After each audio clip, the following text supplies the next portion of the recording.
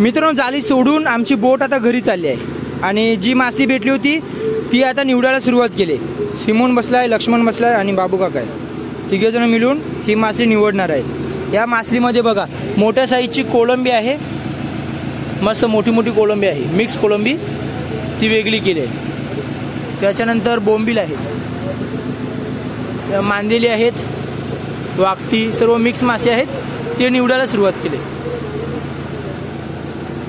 खोल समुद्रामधून आपण घरी पोहोचता पोहोचता हे सर्व मासे आपले निवडून होणार आहेत।